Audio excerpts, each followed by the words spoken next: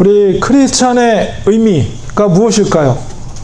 당신은 누구입니까? 라고 했을 때 저는 기독교인입니다. 크리스찬입니다. 라고 했을 때 그 크리스찬의 의미를 한마디로 말씀드린다면 그것은 바로 예수를 따르는 사람들이다. 이렇게 말씀드릴 수가 있습니다. 2000년 전에 이스라엘 땅에 오신 그 예수님을 따른다는 것은 바로 예수님이야말로 메시아이시며 하나님의 아들이라는 것을 믿고 또한 그분의 가르침을 따라서 산다는 의미입니다. 예수님 당시에도 많은 사람들이 예수님을 따랐습니다. 왜 예수님을 따랐을까요? 그들이 따르는 목적이 무엇인가에 따라서 하나는 진리일 수 있고 하나는 거짓으로 나뉘을 수가 있습니다. 진리는 생명에 이르는 길이지만 거짓은 잘못된 목적을 가진 것은 죽음에 이를 수 있는 길입니다. 예수를 따른다는 것만으로 무조건 구원에 이를 수 있는 것이 아닙니다. 바르게 알고 또 바른 목적을 가지고 바른 길을 갈 때에 우리가 구원에 이를 수가 있는 것이죠. 오늘은 바로 예수님을 따랐던 사람들을 살펴보고 예수님의 그 제자들을 통해서 우리가 걸어야 할 그 제자도가 무엇인가를 깨닫는 시간을 가지려고 합니다.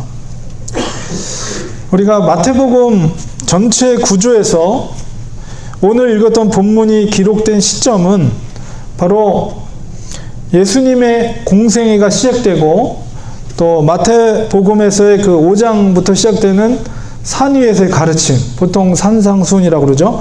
산상순의 가르침을 마친 후에 산에서 내려오셔서 많은 병자들을 치유를 하게 됩니다. 그래서 그 많은 병자들을 치유하고 나서 이제 그 중에 따르는 제자들이 예수님을 따르겠다고 했을 때 그 제자도의 가르침을 이야기하고 있습니다. 이 본문의 위치는 예수님의 12명의 제자들을 다 부르기 이전에, 물론 이제 베드로나 요한이나 야고보라든가 안드레 이런 어부 제자들은 불렀지만 아직 세리 마태도 부르기 전의 기록입니다. 그리고 12명의 제자를 부르기 전의 기록이고, 그래서 굉장히 제자도의 가르침을 우리에게 시사하는 바가 큰데요.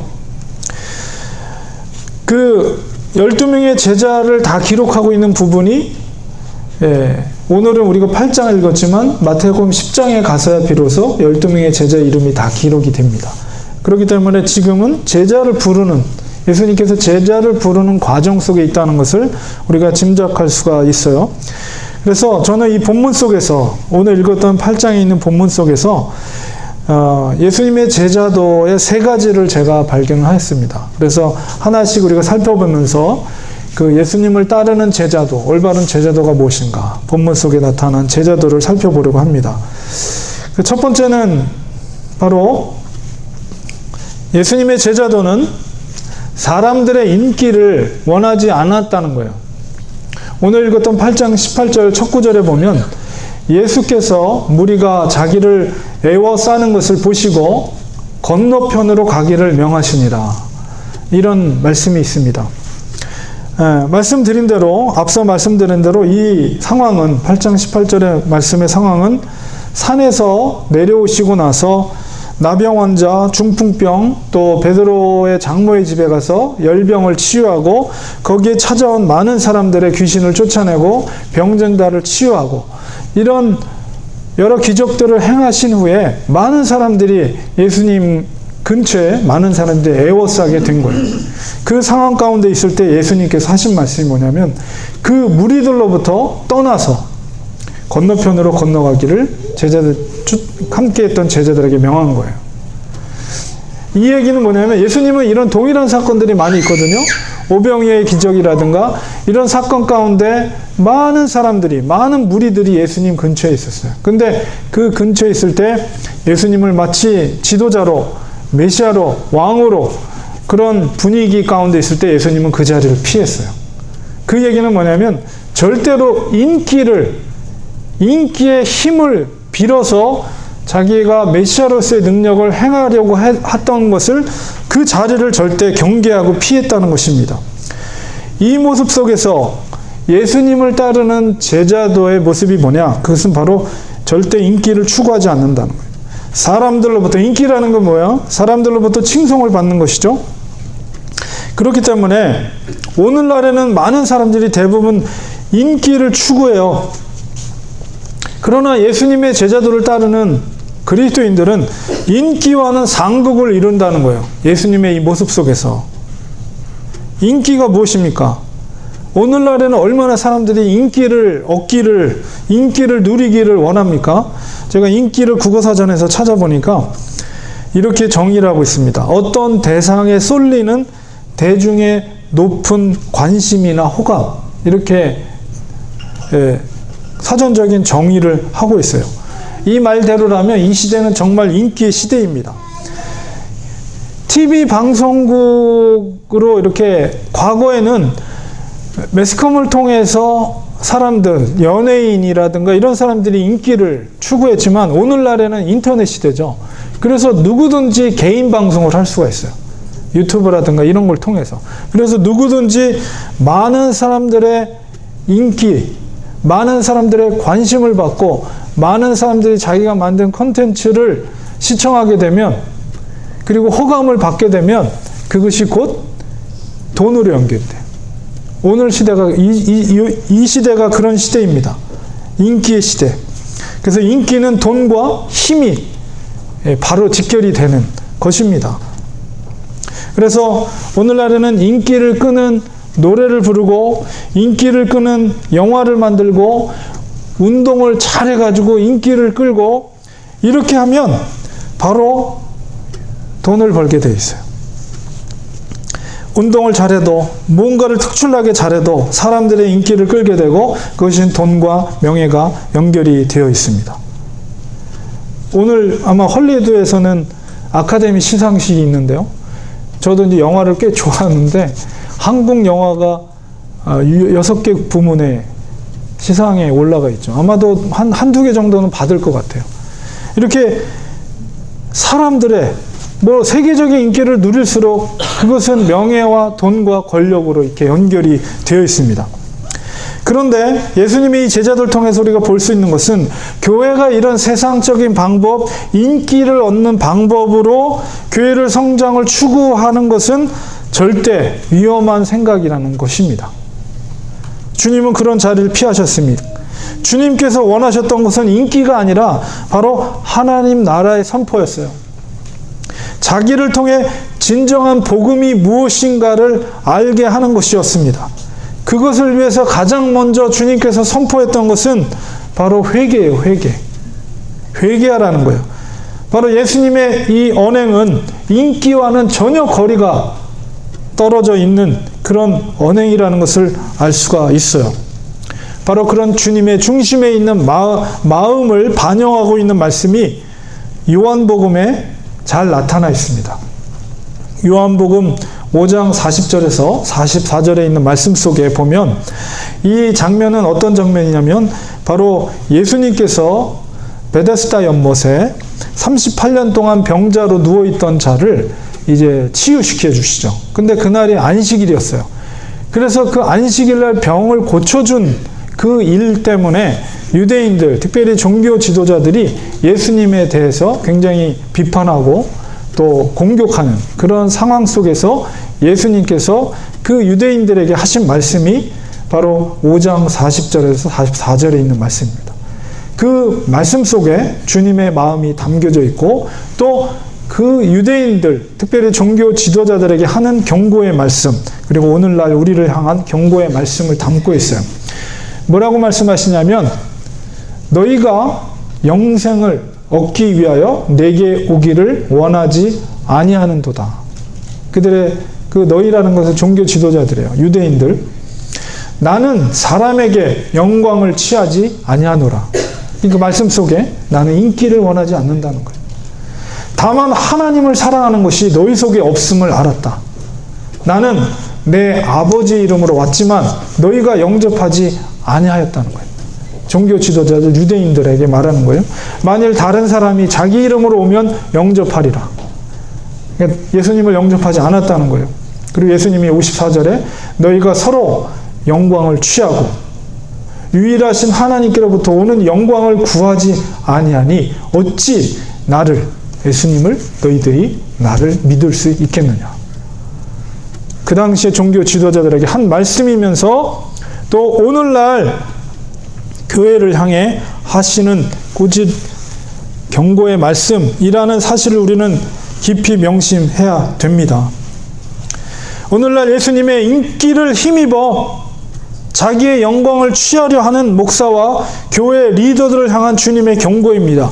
겉으로는 신실한 것 같고 겉으로는 예수님의 이름으로 포장되어 있지만 그 중심의 자리에 주님께서 계시지 않는 자들, 예수님이라는 그 이름의 인기를 통해서 자기의 영광을 취하려 하는 악한 종들이 있다는 사실을 우리는 기억해야 합니다. 이것은 심각한 문제입니다.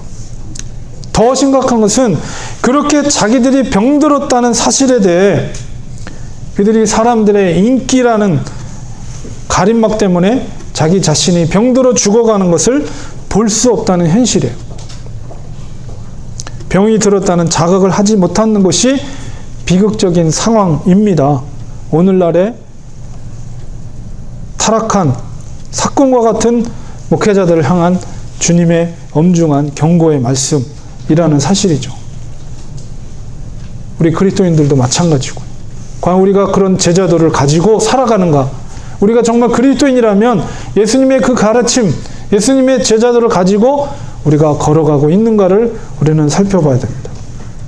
두 번째로는 예수님의 제자도는 사람들의 외면을 받을 수 있다는 것입니다. 이어지는 말씀 속에서 8장 19절에 한 서기관이 예수님을 만났습니다. 그리고 예수님께 말씀하십니다. 예수님께 말씀하시되 선생님이여 어디로 가시든지 저는 따르리이다. 아주 굉장한 제자도를 가지고 있는 서기관으로 아주 담대하게 예수님께 말씀하고 있어요. 선생님 어디로 가시든지 저는 따라가겠습니다. 그때 예수님께서 하신 말씀이 무엇입니까? 20절에 여우도 굴이 있고 공중의 새도 거처가 있으되 인자는 머리 둘 곳이 없다. 여기서 인자는 바로 예수님 자신을 말하는 거예요. 예수님께서 뜻밖의 왜 이런 말씀을 하셨을까요?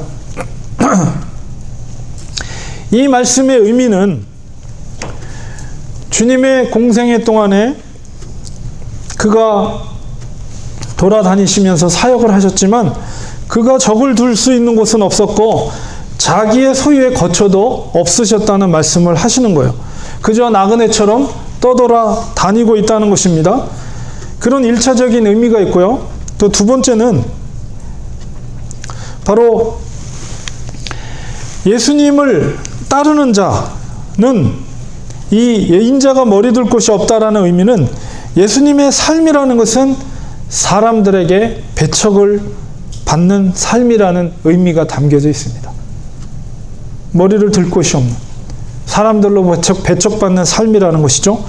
그리고 어디에서도 마음을 편안하게 둘 수 없는 그런 고난의 삶이라는 의미도 담겨져 있습니다.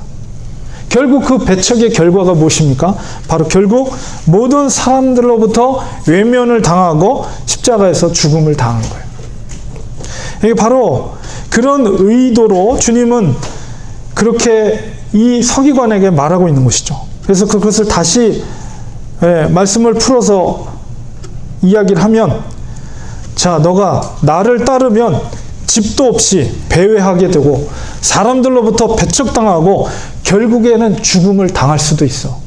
자, 그래도 나를 따를래? 주님은 이런 말씀을 하시는 거예요. 그 서기관에게. 서기관은 단순히 산상수를 통해서 예수님의 지혜, 그 말씀에 매료가 된 거예요. 그래서 예수님에 대한 배움을 위한 단지 선생님, 랍비로서 예수님을 따르고자 한 것입니다. 그래서 선생님이여 이렇게 부른 것이죠. 그에게는 예수님을 따름으로 인한 각오와 희생의 그런 마음은 존재하지 않았던 것입니다. 예수님 그 중심을 보신 거예요.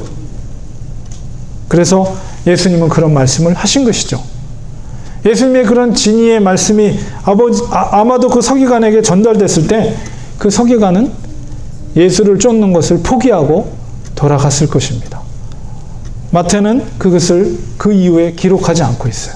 그것을 통해서 우리는 짐작할 수 있습니다. 그가 주님을 따르는 것을 포기하고 자기의 갈 길을 간 것을 우리가 짐작할 수가 있어요. 그리스도인은 예수님을 따르는 자들입니다. 예수를 믿고 따른다는 것은 반드시 그 믿음의 대가를 요구하십니다. 그것은 믿음 때문에 외면당하고 때로는 죽임을 당할 수도 있다는 사실입니다.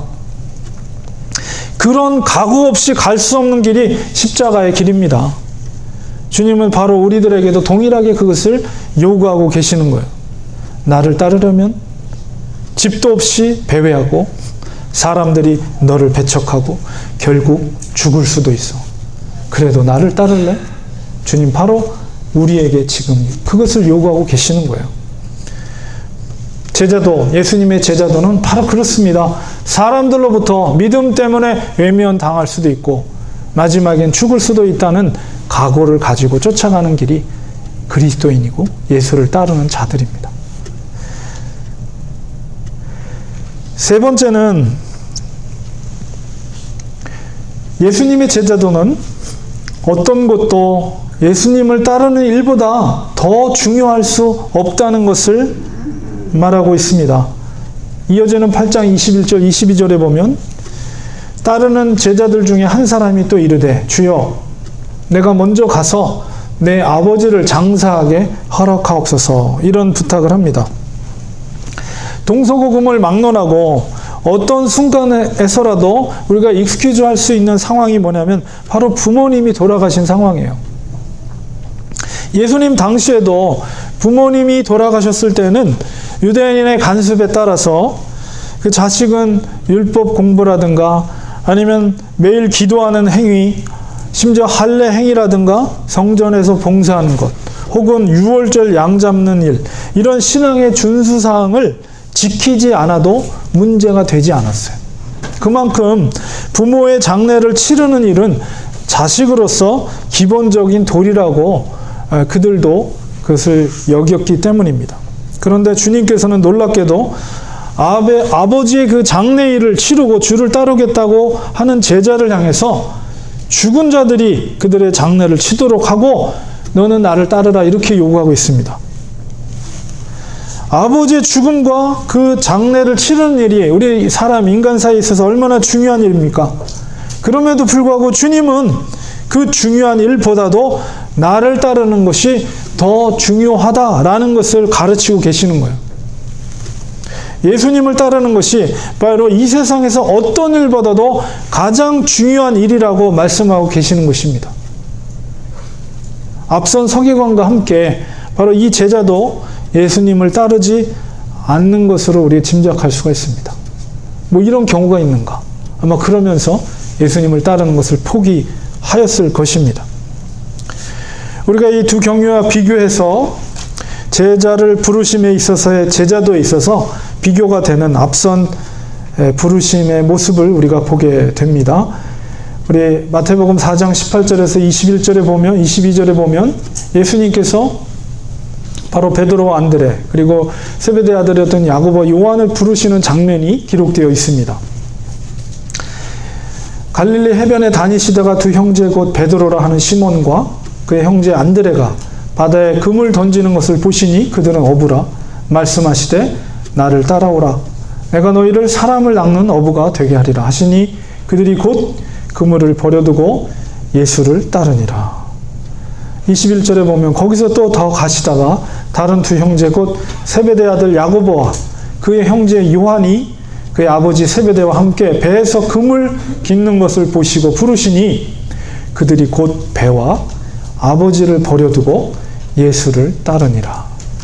그 앞에 있었던 그 부르심과 비교가 되는 대조가 되는 제자들의 부르심입니다. 아마도 예수님을 말씀을 통해서 미리 알고 있었던 베드로와 안드레, 그리고 요한과 야고보는 바로 예수님의 부르심에 그들은 즉각적으로 그들의 모든 삶의 도구들을, 그리고 아버지를 뒤로 하고 예수님을 즉각적으로 쫓게 되는 것을 보게 됩니다. 예수를 따른다는 것은 이전의 삶의 가치를 버리고 예수를 따르는 것입니다. 이것이 바로 예수님의 제자도입니다. 우리가 그리스도인이라면 내 생각이 아니라 예수님의 가르침을 따라야 됩니다. 세상의 가치가 아니라 하나님의 말씀을 절대적인 가치로 여기고 따르는 것입니다. 예수님께서 우선적으로 가치를 둔 것은 죽은 자가 아니라 영적으로 살아있는 자들이었어요. 죽은 자들은 죽은 자들에게 장사 지내라 하는 것은 주님께서는 영혼의 구원을 위해서 이미 죽은 자들에겐 관심이 없으시다는 말씀이에요. 그리고 나를 따르라는 의미는 바로 곧 제자의 삶이야말로 영적으로 살아있는 삶이라는 것입니다. 영적으로 산 자의 삶은 세상의 그런 가치관에 묶여 사는 자가 아니라 바로 예수님과 하나님의 나라를 위해서 그것을 최고의 가치로 두고 사는 것을 의미합니다. 산상수훈 속에서 분명하게 바로 예수님을 따르는 제자들이 추구해야 될 중요한 가치가 무엇인가를 분명하게 말씀하셨습니다. 마태복음 6장 31절 33절에 보면 그러므로 염려하여 이르기를 무엇을 먹을까? 무엇을 마실까? 무엇을 입을까? 하지 말라. 앞에서 인자가 머리 둘 곳이 없다라는 것은 집을, 의식주 중에서 거주할 수 있는 집을 말하고 있고요. 여기서는 먹을 것, 마실 것, 입을 것, 인간이 살아가는 기본적인 의식주의 문제예요. 무슨 추울 때 입는 옷을 입는 것, 배고플 때 먹을 것을 찾는 것, 우리가 안전하게 거할 수 있는 집에서 거하는 것, 의식주의 문제, 이것을 염려하여 구하지 말라. 이는 다 이방인들이 구하는 것이라. 여기서 이방인이라는 것은 물론 그 당시에는 젠타일, 헬라인이지만 오늘날로 치면 예수 그리스도를 따르지 않는 자들을 말하는 거예요. 그들이 구하는 것이다. 먹고 사는, 거주하는 문제는. 너희는 하늘 아버지께서 이 모든 것이 너희에게 있어야 할 줄을 아시느니라. 너희가 그 문제를 걱정하기 전에, 너희들이 구하기 전에 하나님은 너희들에게 필요한 것, 이 땅에서 주님의 일을 위해서 필요한 것이 의식주의 문제라는 것을 하나님 이미 알고 계신다는 거예요. 그것을 구하지 말라. 염려도 하지 말라. 그리고 33절에 뭐라고 말합니까? 진정한 제자가 추구해야 될 가치가 무엇이냐? 너희는 먼저 그의 나라와 그의 의를 구하라. 그리하면 이 모든 것을 너희에게 더하시리라. 이게 바로 약속의 말씀입니다. 세상의 가치와 제자도는 분명히 다르다는 것을 산상수훈에서 주님이 말씀하셨습니다. 우리가 그리스도인이라면 우리는 예수님을 따르는 자들입니다. 예수님의 가르침을 쫓는 자들입니다. 세상의 가치와 하나님 나라의 가치는 너무나도 상반됩니다. 여기서 영적인 텐션이 있는 거예요. 많은 세상 사람들이 추구하는 방식과 가치관대로 사는 것은 너무나도 쉬워요. 다 그렇게 사니까. 다 의식주를 걱정하면서 살아요. 그러나 그리스도인들은 반대예요, 반대. 그것을 거슬려서 하나님의 뜻대로 산다는 것은 너무나 힘들어 보입니다. 그러나 그것은 불가능한 일이 아니에요. 그 방식과 그 길은 예수님께서 걸어가신 길이고 제자들이 반드시 걸어야 할 길입니다. 우리도 반드시 제자라면 걸어야 할 길입니다. 그렇기 때문에 우리는 더욱 겸손해야 돼요. 하나님께 긍휼을 구하고 제자의 삶을 살지 못함에 하나님 앞에 우리를 불쌍히 여겨 주시옵소서. 주님 도와주시옵소서. 성령의 도움을 구해야 합니다. 더욱 간절히 우리는 기도해야 돼요. 하나님의 나라, 의를 위해서 살아갈 수 있도록. 결론을 맺겠습니다. 그리스도인은 예수님을 따르는 자들입니다. 우리가 예수님을 따르는 목적은 이 땅에서 우리가 복을 받기 위해서 따르는 것이 아니에요. 이 땅에서 우리의 자녀들이 잘되고 형통하게 하기 위해서가 아닙니다. 그럼 우리가 왜 예수님을 따릅니까? 하나님 나라의 가치를 깨달았기 때문이에요. 이 땅에서의 삶이 전부가 아니기 때문입니다. 우리의 본향은 하늘나라이며 영원히 살게 될 곳은 이 땅이 아니기 때문입니다. 구원에 이르는 인생의 승리는 오직 예수 그리스도를 우리의 구주로 하나님 나라의 왕으로 믿고 따를 때 가능합니다. 예수님의 그 제자들은 모진 핍박 가운데서도 제자의 길을 기쁨으로 걸어갔습니다.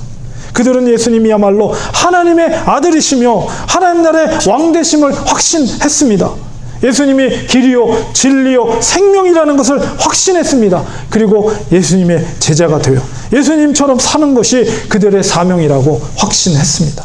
그들은 또 다른 예수가 되어서 복음을 전했고 능력을 행했으며 고난을 당하고 모든 제자들이 순교를 당했습니다. 그리스도인은 작은 예수가 되는 것입니다. 제자는 한마디로 예수를 위해 죽을 수 있는 사람입니다. 예수를 따르는 제자의 길은 인기가 없어요. 사람들이 알아주지도 않습니다. 오히려 무시당합니다. 그러나 그 길만이 생명의 길입니다. 부활의 길입니다. 영생의 길입니다. 하나님께로 갈 수 있는 유일한 길입니다. 우리의 모든 것을 다 걸어도 아깝지 않은 길입니다. 하나님 나라에 눈이 떠진 사람만이 갈 수 있는 길입니다. 오늘날 제자들을 찾기 정말 힘든 시대에 우리는 살고 있습니다. 우리가 진정 예수님의 제자인다면 우리는 예수님이 걸어가신 그 길을 작은 예수가 되어서 죽음의 그 길을 걸어가야 합니다. 무대에 서 계신 예수님을 바라보는 구경꾼이 되어서는 안 됩니다. 우리 스스로를 말씀 앞에 비춰보며 정신을 바짝 차려야 돼요. 우리가 이 땅에 머물 수 있는 시간은 그리 많지 않습니다. 더 늦기 전에 우린 작은 예수가 되어서 제자의 삶을 살아야 합니다. 제자가 걸어간 그 길을, 예수님이 걸어간 그 길을 묵묵히 쫓아가야 합니다. 이 시간 우리 같이 기도하기 원합니다. 작은 예수가 되기 원합니다. 우리를 불쌍히 여겨 주시옵소서. 예수님의 12명의 제자들이 걸어갔던 그 길, 우리들도 걷기를 원합니다. 작은 예수가 되어서 인기와는 전혀 관계가 없는, 사람들이 오히려 외면하고 머리 들 곳조차 없는 그곳이 바로 예수님의 제자의 길입니다. 궁극적으로 우리가 죽을 수도 있는 길이 바로 예수님이 걸어가신 그 제자의 길입니다. 하나님, 우리 속에 있는 악한 교만한 생각들을 내려놓게 하시고 주님이 걸어가신 그 길을 걸어가게 하소서. 그 길만이 생명의 길이 진리 길이요 오직 하나님께로 갈 수 있는 유일한 길임을 믿고 소망을 갖고 그 길을 묵묵히 걸어갈 수 있는 작은 예수들이 되게 하여 주시옵소서. 우리 다 같이 한번 이렇게 기도의 제목을 가지고 2, 3분 동안 통성으로 기도하겠습니다. 같이 기도합니다. 하나님 아버지와 주님, 그렇습니다. 사람들은 예수님의 인기를 힘입어 예수님을 쫓아가고 예수님 많은 무리들이 예수님을 쫓아가며 예수님이 걸어가는, 예수님이 가고자 하는 것을 쫓아가겠습니다 말했지만은 그들의 중심 속에는 죽음의 길, 고난의 길이 아니라 영광의 길, 자기의 유익의 길을, 인기를 쫓아가는 그런 제자들을 따랐던 자들이 있었습니다. 하나님 아버지, 그것은 아버지의 진리를 향한 길이 아니요 구원에 이르는 길이 아니요 죽음에 이르는 길입니다. 자기 자신을 위한, 자기 만족을 위한 길입니다. 하나님, 우리는 정말로 주님이 걸어가신 그 길을 걸어가는 참된 제자들이 되길 원합니다. 사람들로부터 무시당하고 사람들로부터 외면당하고 사람들로부터 고난당하고 끝끝내는 죽음에 이룰 수 있는 길이 바로 예수님의 제자의 길입니다. 그러나 그 길만이 진리의 길이요 생명의 길, 구원의 길이요 부활의 길이요 영생의 길임을 믿습니다. 그 소망을 가지고 주님이 걸어가신 그 길을 걷기를 원합니다. 예수님의 12명의 제자들이 걸었던 그 길을 걷기를 원합니다. 작은 예수가 되게 하여 주셔서 아버지여, 이 땅에 사는 동안에 주님 앞에 붙들림 받게 하시고 우리가 무엇을 먹을까 무엇을 마실까 어떤 집에서 살까 염려하는 자들이 아니라 하나님의 나라와 하나님의 의를 위해서 우리의 모든 것을 아버지 하나님 맡기고 우리의 모든 것을 걸고라도 아깝지 않은 그 천국의 비밀을 깨달은 자들로서 작은 예수가 되어서 아버지 주님이 걸어가신 그 길을 묵묵히 걸어갈 수 있는 참된 제자들이 되기 원합니다. 우리의 인생을 통해서 하나님의 영광과 하나님의 뜻이 나타나게 하시고 하나님의 통치가 이루어지게 하여 주시옵소서.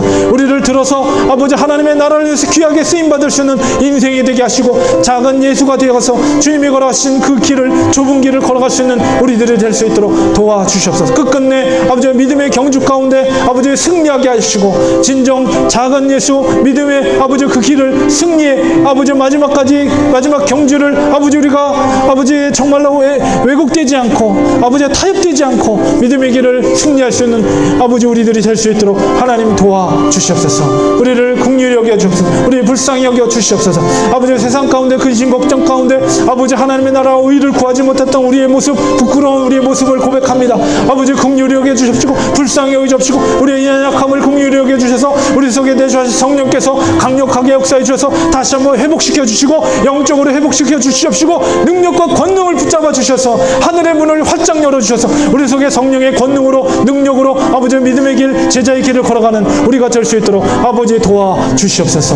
거짓된 사건 목자가 아니라 아버지 참된 양들을 위해서 목숨을 걸 수 있는 그런 참된 목자가 될 수 있도록 아버지 도와주시옵소서. 아버지 도와주시옵소서. 우리를 사용하여 주시옵소서. 주님 도와주시옵소서.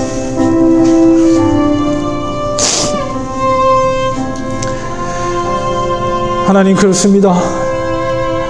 우리가 얼마나 세상에 우리의 마음을 빼앗겨서 무엇을 먹을까? 무엇을 마실까? 어떻게 살아갈까? 우리의 마음을 세상에 빼앗겨서 살아간 우리의 연약한 부끄러운 모습을 고백합니다. 참된 제자의 길을 걷지 못하는 우리의 모습을 회개합니다. 용서해 주시고 긍휼의 은혜를 베풀어 주시옵소서. 다시 한번 믿음의 열조, 고난 가운데도 십자가를 바라보며 십자가에서 피 흘려 돌아가신 예수님과 그 불타오르는 그 극악한 형벌 가운데서도 주님을 바라보며 눈물을 흘렸던 믿음의 열조들을 바라봅니다. 그 좁은 길을 걸어갔던 제자들을 바라봅니다. 하나님, 우리들도 그런 작은 예수가 되기 원합니다. 주님이 걸어가신 그 제자의 길을 걷기를 원합니다.